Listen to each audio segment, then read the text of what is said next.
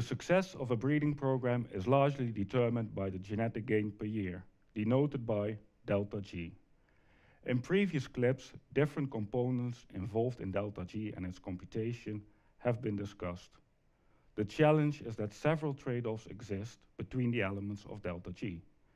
In this lecture, we will focus on those trade-offs and on how to balance them to optimize genetic gain per year. Let's start with a brief recollection of the formula for delta G. Three of its components, indicated here in blue, are under the breeder's control. These are the selection intensity I, the accuracy RIH, and the generation interval L. The fourth component, the genetic standard deviation, is assumed to have a fixed value. Optimizing delta G is a matter of balancing the selection intensity, the accuracy, and the generation interval. Now we will show an example of a trade-off between the accuracy and the selection intensity.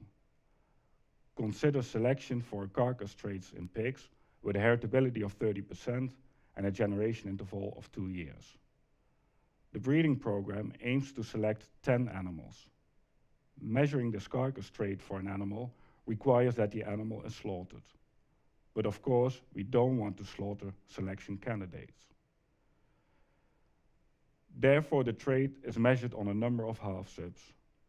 For an individual, we can compute the expected accuracy of its breeding value based on the heritability and the number of half-subs tested.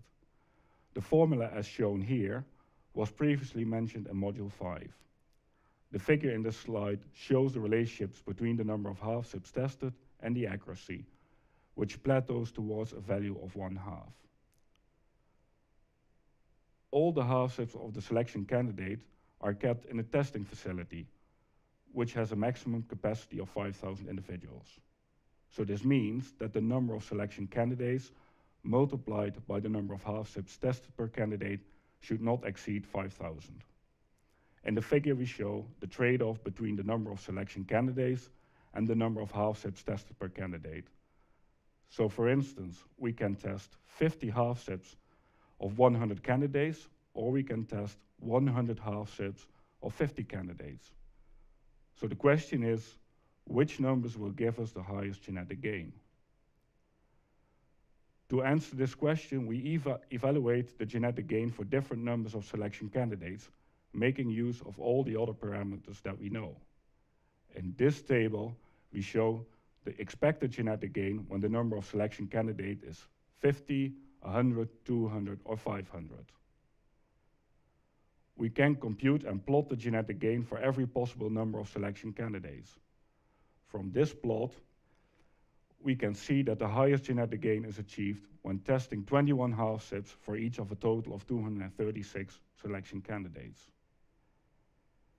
In addition to trade-offs between the selection intensity and the accuracy, trade-offs can also exist between the accuracy and the generation interval. Consider, for instance, a situation in meat sheep, where a breeding value of a female sheep for a carcass trait may depend on measurements in its progeny. The accuracy of the breeding value will increase with every new litter reaching the age of slaughter. At the same time, however, the generation interval will increase as well, which reduces the genetic gain per year. Let's briefly summarize the main messages of this lecture. The genetic gain depends on 3 parameters that are under the breeder's control: the selection intensity, the accuracy of selection, and the generation interval. Several trade-offs may appear between these parameters. Optimizing genetic gain per year in a breeding program therefore requires careful balancing of these parameters.